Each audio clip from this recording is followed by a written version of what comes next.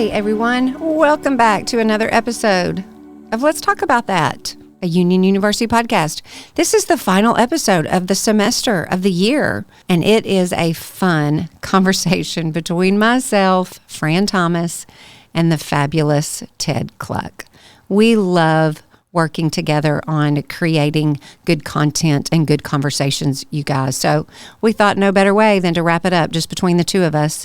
This is also a great time to maybe listen to episodes that you haven't listened to yet. We're really proud of the guests that we've had. Very, very thankful for the candid, honest, open, transparent conversations that we've had this semester. So do that over the holidays because we will not release a new episode until the middle of January. So anyway, thank you guys for letting us serve you, for bringing Union into your conversation, your thoughts in a new and different way.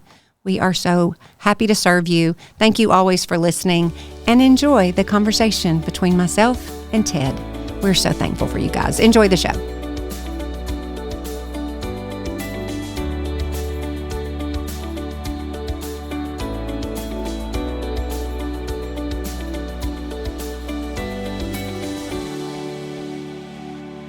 All right, Ted Cluck. Y'all, I need all of you listeners to know, Ted Cluck, back in the studio. Here we are, buddy. Second most popular episode of the semester. I'm feeling great, flying high on that, Fran Thomas. You know, that's a bit of a deal, huh? Listen, you are, it might as well be called the Ted Cluck Show, but it's not the Ted Cluck Show. But everybody wants to hear from you. Well, that's sweet of you to say, even if you're lying. No, I'm not lying, I promise. I can't tell you how many times people will say, oh, where's Ted? And I'm like, he's busy, which you are. Yeah. You are a busy man. Yeah. You're a busy guy. Yep. Ted, you just got back from a big old trip. Big old trip to Rome, Italy, my What friend. in the world? Tell us what that was about. Why were you there? Who were you with? All the things. I was with some friends from a big church here in the area that I don't go to. I go to a smaller church in the area, but I make it a point in my life to have friends who go to rich mega churches so that I can reap the benefits. But no, it was great. I was hosting a marriage conference in Italy, so I was emceeing the thing, and a couple of my friends who were on staff at this other church were the kind of the speakers. They were their counselors. And we went to Rome for a week, absolutely loved it. It was a tremendous privilege and a real joy. Yeah. So we were there over my wife's 50th birthday, so we got to celebrate her birthday in Rome, and she loves to travel more than any other single thing. So it was an absolute blast. Well, and cooking with KK, that's what I call her. She was in her element. Dude, she was absolutely in her element. We took a pasta class together. So Can't even. The boy was, rolling out some dough and cutting it up and doing pasta making things. It was awesome. So much fun. Okay, what's your big takeaway? Have you been there before? I'd never been to Rome, no. What just surprised you? And it could be a good surprise or like a bad surprise. Yeah. Like what surprised you about it? I think a couple of things. I think the whole dynamic of seeing a thing a whole bunch of times in pop culture and then seeing it in real life has a way of either making that thing seem bigger or smaller in real life. Yeah. And I would say the Colosseum felt bigger. Oh, wow. It felt even more impressive than it is when you see it in, I don't know, Gladiator or like the latest Mission Impossible or whatever. So that was really impressive. I think in a weird way, the Sistine Chapel seemed smaller. Oh, wow. But the most profound thing that we got to see was the prison cell where Paul was imprisoned just before he was martyred. It's where he wrote 2 Timothy. In contrast to all the other things in Rome, which really everything you see in Rome, all these cathedrals, all this great architecture, it's a monument to man's ingenuity and money and power. But seeing this little cell, which amounted to like a hole in the ground where our brother wrote and lived just before he was martyred. It was profound. It took all of about 10 minutes. It was really quiet. But it was probably my favorite thing in Rome. So yeah, just a neat trip. It was sweet to be able to do it. And yeah, I'm super grateful. Well, and I want just a quick shout out and whatever you want to say about the fabulous Suzanne Rhodes. I had the privilege of knowing her for several years as an undergrad. Yeah. She was a comm major. Yep. and look at her doing things in Rome. What is she doing? How is she? Oh, Suzanne, we love you and miss you, and we're so proud of you. She was actually a journalism major, so she was in my program. I knew and that. She's former editor-in-chief of Cardinal and Cream, so I she knew had that. the highest office that one can occupy in the journalism program at Union, and now she's ministering with a church over there, Rome International Church. Sweet body of believers. They love the Lord. Suze is thriving, doing great. I'm so proud of her, and it was super fun to see her. What are the odds? That like one of my former favorite students would be a big part of our trip to Rome. So it was great. And I know it was fun. So good for her heart to be around some familiar people. And I hope so. I think we made her laugh a little bit. So that's good. Listen, we love you, Suzanne Rhodes. That's such a fun trip. I'm glad y'all were able to do that.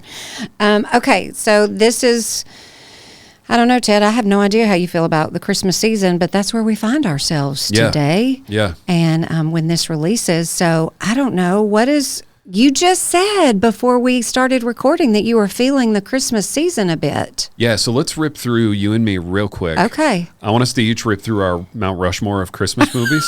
So like the four go-tos. I'm so predictable with this. Yeah. Okay. You want to go first? I'll go first. You go first. Because I may forget, okay? Yeah. My all-time favorite, I will watch it 1,000 times like I've never watched it before.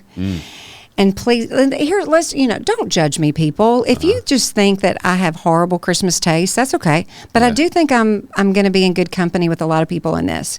All-time favorite, Christmas Vacation. Oh, I love it. I'm in.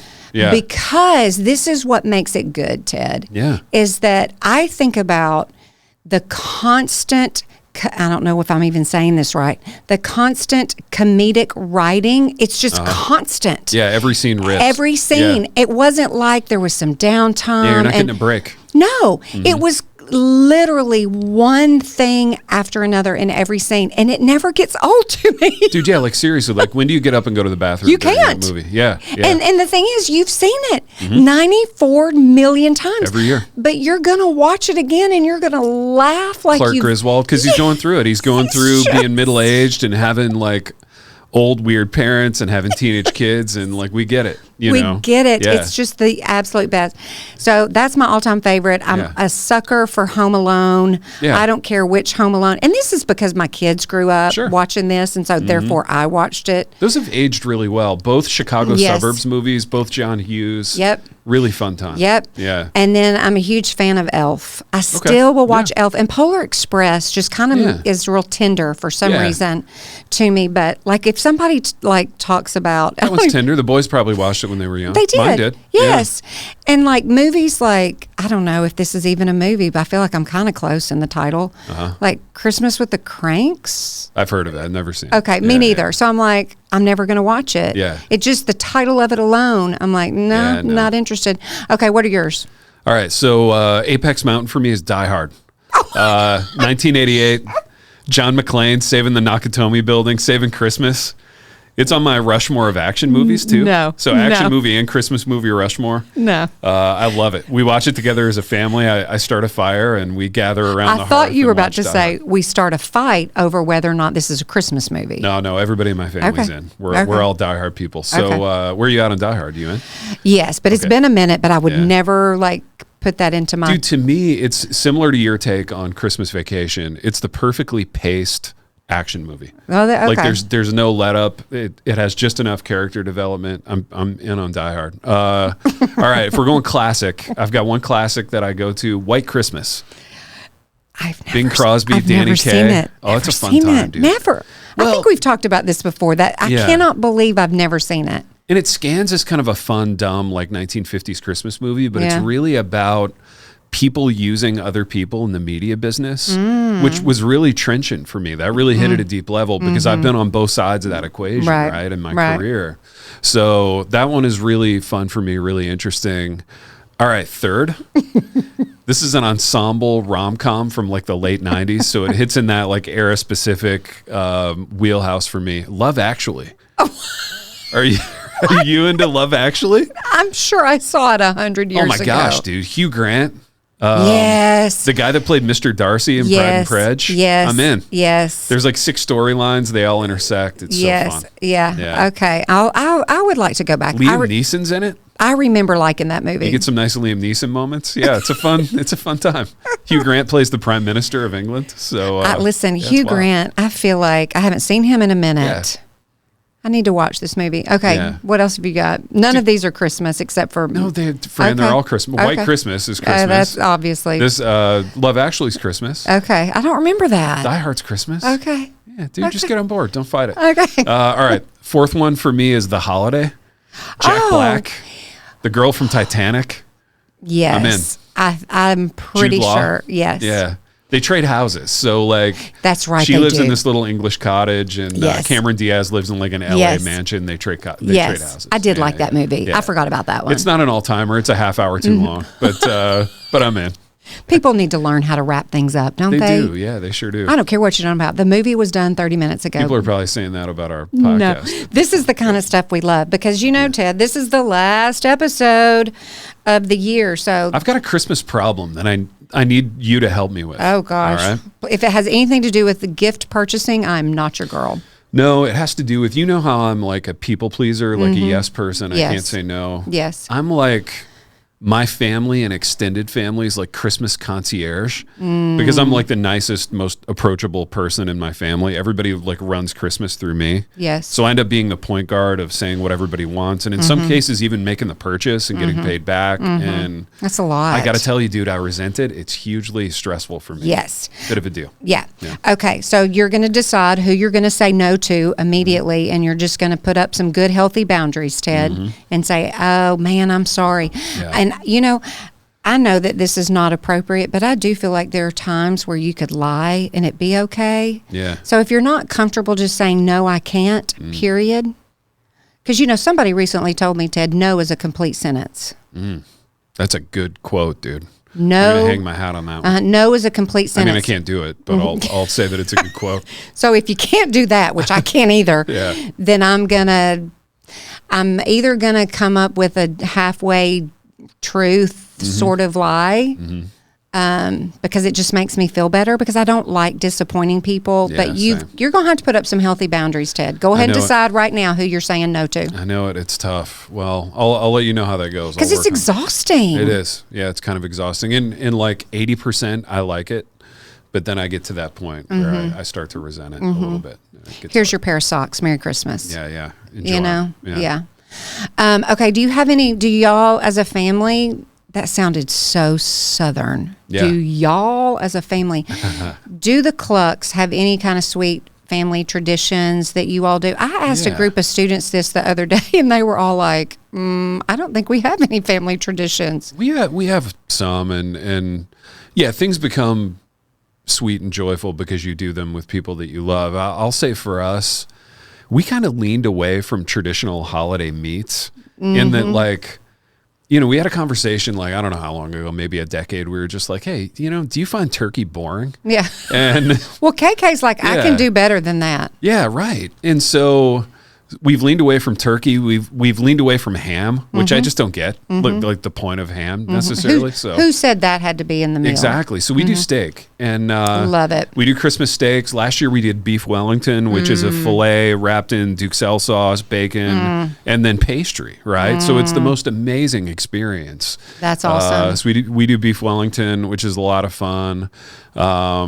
We're Christmas Eve present people for most of them, and then we do the big gift on Christmas morning. I love that. Yeah, so that's sweet. Those are good traditions. They're good traditions. They're fun, and we just love, screening Die Hard with each other and kind of ripping through the movies on a certain schedule, and I love it. It's fun. Yeah. I love that. Yeah, I think I kind of struggle too. I'm like you. Like I think just whatever it is you're doing with the people that you love the most, then those are your traditions. That's right. And it's okay that you're not doing the same thing. Yeah. For 15 years in a row. For sure. But I remember when the kids were little, just putting them in the car in their sweet little Christmas pajamas and driving them around to look at Christmas lights. Yeah. And literally thought, isn't this just the most sweet? You're living the dream. It's idyllic. idyllic. Oh, yeah. Just precious. You're not remembering all the, no. everything else about raising boys. That's No, tough. like this is just darling. Let's just soak it all in. And they're like, Mom, I don't even remember that. Oh, that's tough. I'm sure they do. You gotta have moments like that in your life, you know, that deliver some feelings. Yeah, I love it. Yeah, 'tis the season. Fa la la la la la la la. Okay, let's talk about, as we're talking about all the things, everyone, Ted and I love to talk about leadership. We love to talk about students because the roles that we both have with students is, I think it's well, clearly you're in the classroom. I mean, you're helping prepare them to get a degree and be excellent in their craft. But something that we are both super passionate about, I believe, is culture, is developing a solid team, is all the things. Can we talk about this for a minute? Yeah, it's funny you say that because I would say up until a few years ago, I kind of low-key hated like the leadership industry, and I thought it was always cheesy guys. I get it, yeah. Like a certain kind of cheesy guy who would write that book, and then a really cheesy guy who would read it. Right. So I really resisted that for a long time. But then this last summer especially, I'm interested in it with regard to teams, right? So as my journalism program has grown by God's grace, knock on wood, it's getting bigger, which is great. I just have more people to manage, and I do want the culture to be as healthy and thriving and joyful and saturated with Christ and grace as it can possibly be, which is kind of a different thing than leadership. But some of those leadership principles, just as far as how we communicate, what we do together, how meetings work, I found some of that stuff to be really helpful. And part of it just involved, like I had to humble myself and go, not all of this is cheesy. And there's something here for me to learn. Right. And so I kind of threw myself into it and enjoyed it. Right. Yeah. Well, I mean, you're the leader. Yeah. You're the leader of this team, of this culture, of the work that they're doing. And and we all care about it. Yeah. But I think it's interesting how all of a sudden, and even for me, until the last, probably 5 years, did I become very aware and wanting to be a part of things or helping others consider how they view teams, how they view culture, how they view leadership. Yeah. And I think it's kind of fascinating now. I do too. Yeah. And, whether you're talking about a team of 3, 4, 5 people, or you're talking about a team of 20 people, you want everybody to be excited about what they're doing, even when they're exhausted, overwhelmed, stressed. You want them like, oh, I'm glad that I'm here. I'm glad that I'm a part of this team, while at the same time being able to be given opportunity to get better at whatever it is their part of the team is. And you want the top of the roster to feel the value. You want the bottom of the roster to feel the value, and everything in between. And there has to be value, right? It's funny, like I never thought of myself as a leader per se, which is strange. Like whenever I was a football player, I just thought of myself as I want to be the best player I can be. And then when I was a writer, I thought of myself just as an artist and kind of a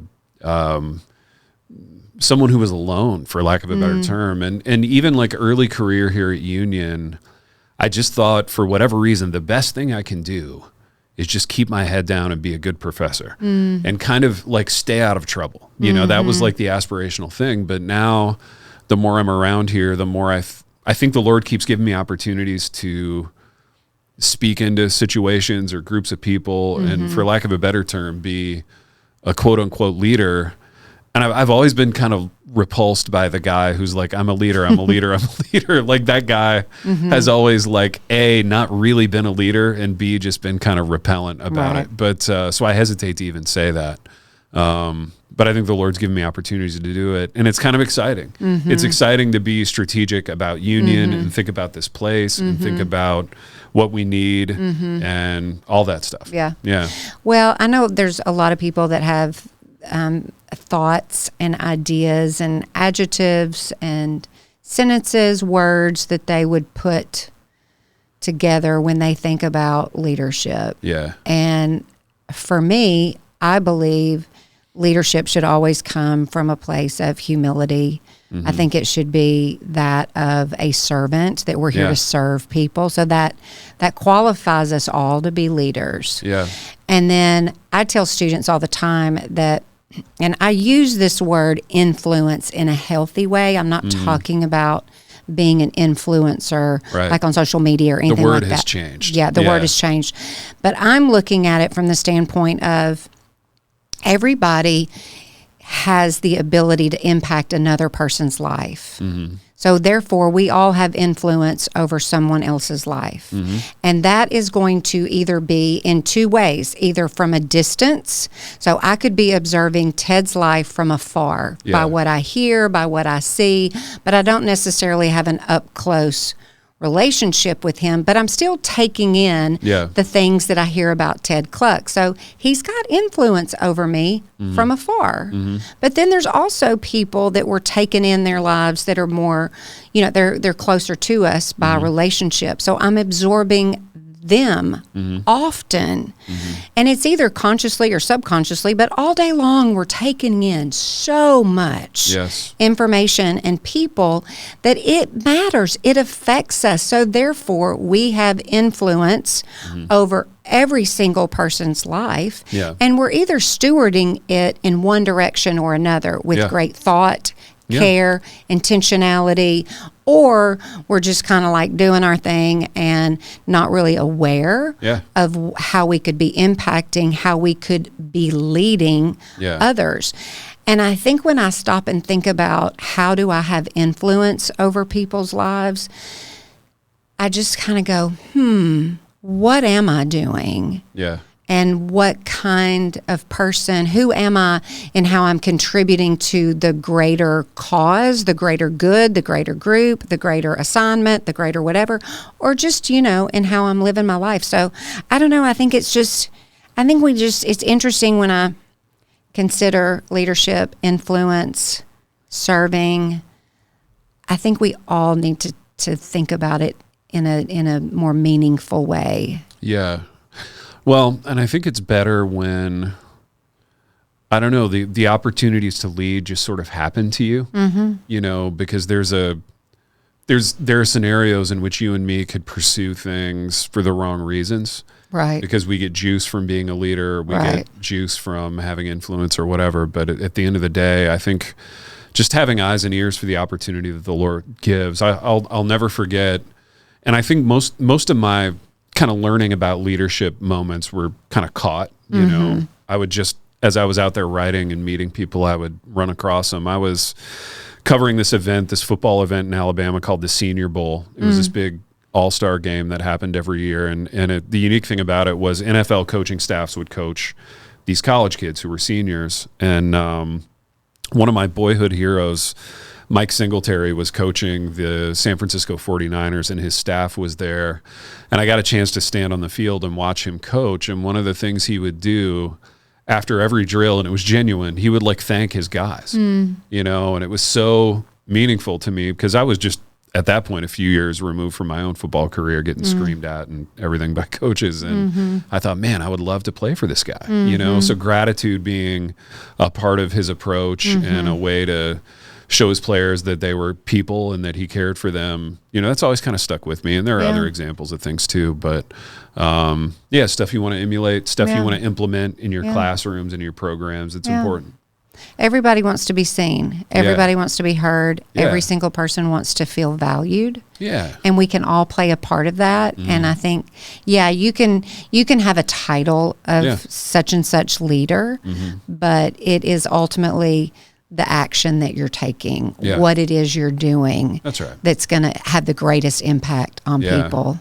On the things they observe thing. This is I think it's a funny story. I told this in chapel the other day. There were I want you to talk to us. Hush. Yeah. The faculty of the year has the privilege of speaking at chapel. That's right. And that was you, Ted Cluck. For the listeners that don't remember that you were faculty of the year, you spoke. Tell us what you talked about.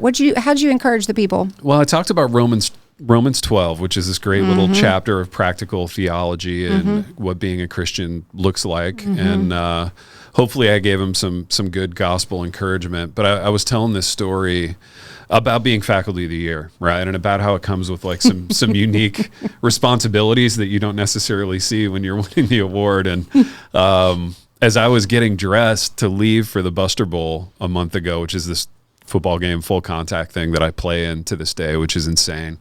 My wife, she came up to me and she looked me in the eye and she kind of grabbed me by the shoulders. And I was excited. I thought we were going to have like some kind of beautiful Rocky and Adrian moment where she's like, you know what? You're a tremendous athlete. You're going to be amazing tonight. Or something like, you look so good in your uniform. You know, I love how it all came together. I thought we were going to have that kind of moment. But she looks at me and she goes, hey, she goes, don't get in a fight tonight at the Buster Bowl. She goes, you're faculty of the year. Act like it. I was like, oh, not necessarily what I thought was going to happen. But we all need that reminder. We all need that reminder. It was that, like, hey, people are going to be looking at you in a different way. So just conduct yourself with some class tonight. And that was good. That was good to hear. That was good leadership by her. Yeah, it sure was. Like, hey, hang on a minute. Let's remember. Don't let it all go to your head, mister. Exactly. I don't think that could happen. But yeah, awesome. No, it was a I enjoy speaking in chapel, even though it's an extremely tough room, just by nature of the room itself, but then just kind of how we do it. But it's a hard room, but I love, more and more as the Lord gives me opportunities to like read scripture out loud and try to explain it. I mean, that's a weighty matter. And I don't get nervous for public speaking normally, but whenever I open the word in front of audiences, I get really nervous because I don't want to screw it up. Right. And all of a sudden it got real serious, Yeah. No, it is serious. And it's, you want to do justice to it to the degree that you can. But no, I talked about how there are kind of two distinct people groups at Union. The unspeakably smug. So this is a group that their parents have so heavily curated their lives around success that they don't see themselves as being capable of failure or needing input or needing a savior necessarily. Right. So that's category one. Category two would be the unspeakably guilty, right? Because of, all the sexual immorality they've engaged in or substances that they've done. Like people in this group feel as though, why would the Lord want them? Right. And the enemy wants to keep that group like as isolated in shame as possible. And the first group he wants to keep as isolated in self-satisfaction as possible, right? And I talked about just how Romans 12 can provide hope for both groups. And it was good for me to hear. I can't hear it enough, so hopefully it was good for them too. I have read Romans 12 many, many, many times. It's one of those chapters I think you could spend I know. You could spend an entire year on that chapter, reading, learning, dissecting, discussing. Yeah. So true. It is so rich. Yeah. It is so rich. Yeah, it is. And it kind of speaks to this whole idea that this tension between practice and theology. Kind of how all life is theological and all practice, if it's truly Christian, is theological, and that's what I want for Union. I want our practice to be truly Christian, everything that we do here. Right. How I teach, how I play in the Buster Bowl, how I interact with people, and I fail at that so many times, but aspirationally, that's what I want. And aspirationally, I think if we're going to really succeed, it's going to be because of that, across the board, students, faculty, staff. Yeah, I agree completely. Okay, we'll end with this. Okay. I had the privilege of being asked to speak to a group of students, some female Bible study students. There's a group on campus, an opportunity on campus. It's called Bridges. Yeah, I've heard of it. Yeah.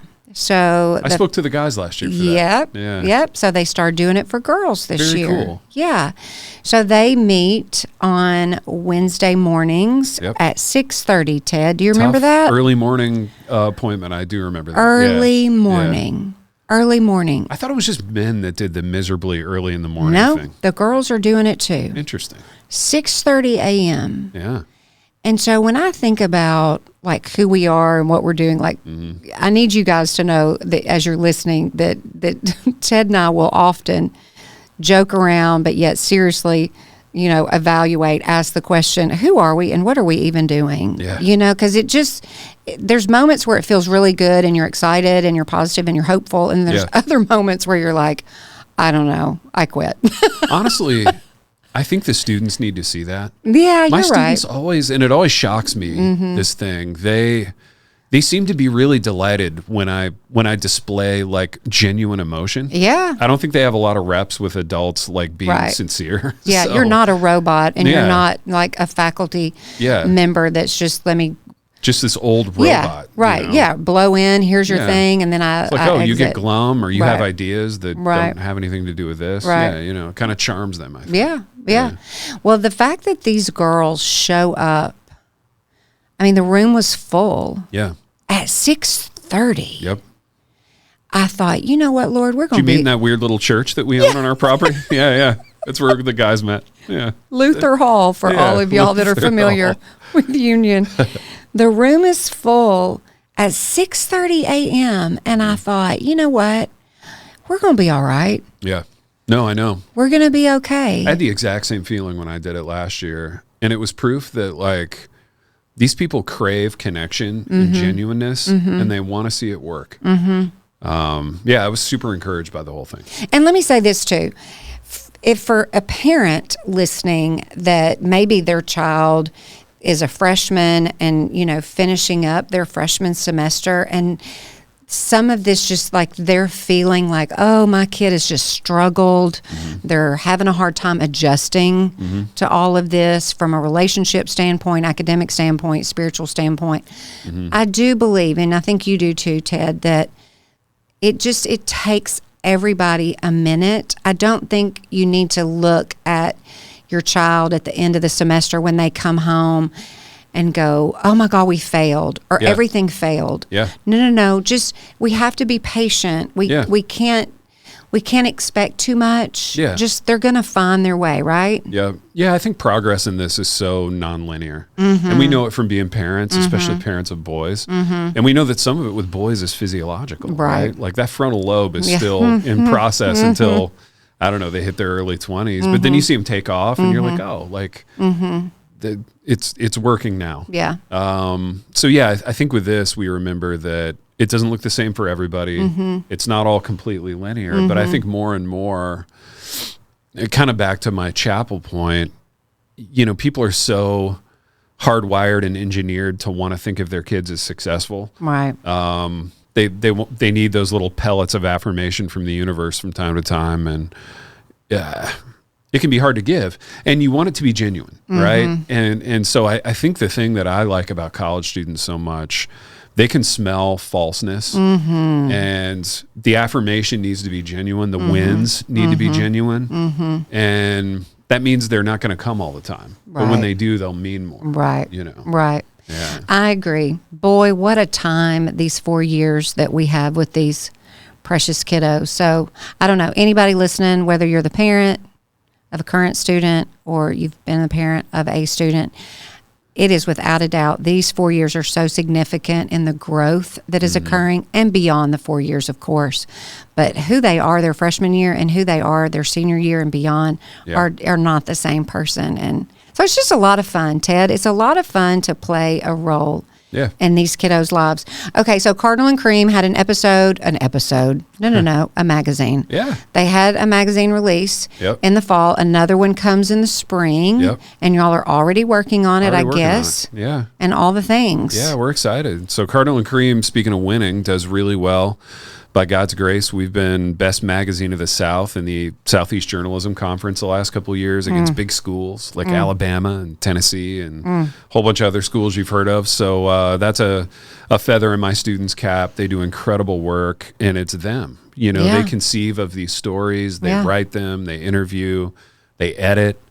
They all still get along, knock on wood, and they do it with a lot of joy, and it's just very rich, and it's a rich thing to be a part of. And for the most part, I just stay out of the way. Yeah. And they do a really, really good job with it. So every time we get to put a magazine out, it's a thrill. Hard copy media, I think, is still a thrill, and it is for me to be able to hold something in your hands that you've created and they love that experience. So this is a great place to do that and practice. Can you see people that don't have access to a hard copy? Can they see that full edition we post online? Them online. Okay. So cardinalandcream.org. Okay. They can check out what we've done. Because I'll tell you this right here, right now, and I do not say this, y'all. I promise you I'm not saying this because Ted is sitting across from me, but it is literally the best thing I've read. Like I tell you all the time, I'll read it, from beginning to end and just celebrate the work that these students have done. It is absolutely phenomenal. They are tremendous and they're thoughtful in their approach. They want to honor the Lord. I have an embarrassment of riches in my program as far as the people in the room. So, very blessed. Yeah. And kind of you to say that. It's so good, y'all. Okay. I mean, I am the second most popular co-host on this program. Listen, so, you are, Ted. I'll hang my hat on that emotionally for a while. Put some wind in my sails, Fran. Not the most wind, second most. But hey, it's wind, right? It's wind. Yeah, we'll take it. Oh, my gosh. Okay, Merry Christmas. Yeah, Merry Christmas to you. Yeah, this is so fun. We will return in January. Maybe try Die Hard this Christmas season. Let me know how it lands with you. Listen, I would have no problem selling that to a house I think Chip full and the boys would enjoy it. They would all be about it, and I'd be like, whatever, y'all. I'm going into the kitchen to eat. Give it a chance. All right, everybody. Thanks always for listening to Let's Talk About That. Y'all have a wonderful day, and Merry Christmas. So much fun. What a fun conversation, you guys. Okay, if you have not been on campus, we want you to come for a visit. You can sign up online, uu.edu, and just search campus visits. Let me know if you're coming. Maybe myself or Ted or both of us could come say hi. We'd love to see you on campus. And if you've already done that and you just have not applied yet, guess what? We've got a fee waiver code for you. When you go in to fill out your application and you get to the point where it asks you if you have a fee waiver, yeah, you do. It's the word TALK, all capital letters, TALK. Type that in and you do not have to pay the application fee. All right, you guys, Merry Christmas, Happy New Year. We are so thankful for you. We'll see you back here again in January.